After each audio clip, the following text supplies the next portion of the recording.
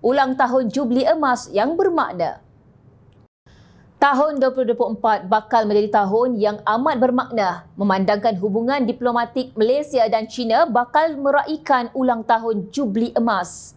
Malaysia menjalin hubungan diplomatik dengan China secara rasmi pada 31 Mei 1974, sekaligus muncul sebagai negara ASEAN pertama yang menghulurkan tangan tanda persahabatan dengan Beijing.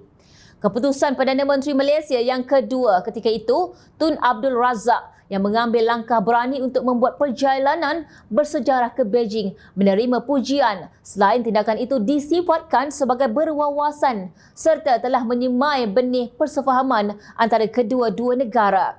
Ketua Jabatan Pengajian Antarabangsa dan Strategik Universiti Malaya, Profesor Koh Ying Hui berkata, hubungan Malaysia-China berkembang dengan ketara sejak beberapa tahun kebelakangan ini yang didorong oleh pelbagai faktor, terutamanya dalam perdagangan dan ekonomi, pelaburan, pembangunan infrastruktur, hubungan diplomatik dan geopolitik yang dinamik serta pertukaran budaya dan pendidikan.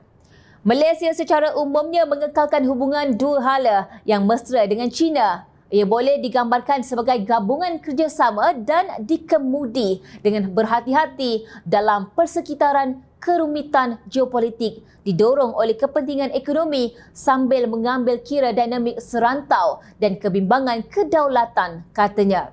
Sementara itu, Presiden Center for New Inclusive Asia, Profesor Koh King Kee berkata, titik perubahan bagi hubungan dua hala yang terjalin ketika itu ialah langkah Malaysia menarik balik sekatan perjalanan pada tahun 1985 ketika era pentadbiran Perdana Menteri Tun Dr. Mahathir Mohamad.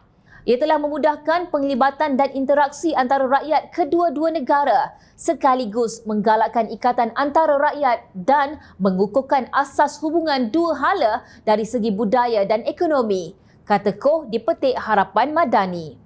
Beliau berkata di bawah kepimpinan Perdana Menteri Datuk Seri Anwar Ibrahim sekarang, Putrajaya lebih mengutamakan membina hubungan kukuh dengan Beijing dengan Anwar sendiri telah melawat China sebanyak 2 kali dalam tempoh setahun sejak memegang jawatan pada 24 November 2022. Kenyataan Perdana Menteri baru-baru ini mengenai dasar pandang ke timur Malaysia yang berusia 40 tahun harus merangkumi China jelas membuktikan komitmen beliau untuk memacu hubungan Malaysia-China ke tahap yang lebih tinggi, katanya.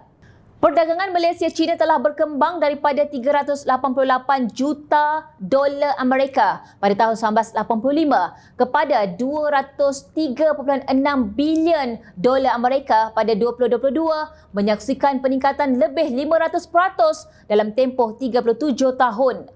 Sokongan awal Malaysia terhadap inisiatif jalur dan laluan China berfungsi sebagai rangsangan besar untuk pelabur dari China, katanya lagi. Walaupun hubungan diplomatik kekal stabil dan mesra, interaksi Malaysia-China turut mendepani cabaran termasuk dalam isu pertikaian wilayah di Laut China Selatan. Koh percaya bahawa hubungan akrab yang terjalin sejak sekian lama telah membantu kedua-dua negara mengemudi dan menangani perbezaan dengan matang.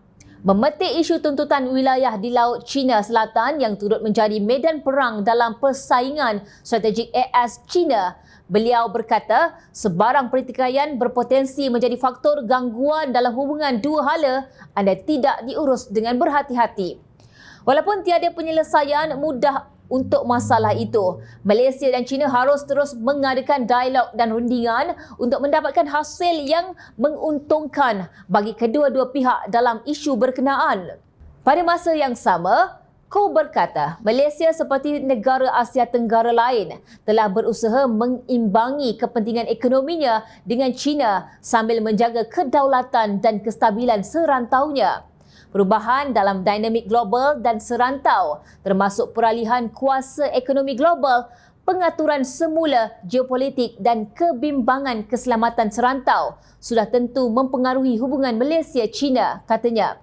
Koh turut yakin bahawa hubungan Malaysia-China akan terus diperkukuh dan pemimpin kedua-dua negara kekal komited untuk membina komuniti Malaysia-China dengan masa depan yang dikongsi bersama. Di persada antarabangsa, Malaysia dan China telah mengekalkan hubungan yang secara umumnya positif dan sering bekerjasama dalam isu seperti kestabilan serantau, perubahan iklim dan tadbir urus global bersandarkan kepada sikap saling menghormati dan komitmen mencari titik persamaan dalam persekitaran global yang mencabar. Selamat maju jaya Malaysia!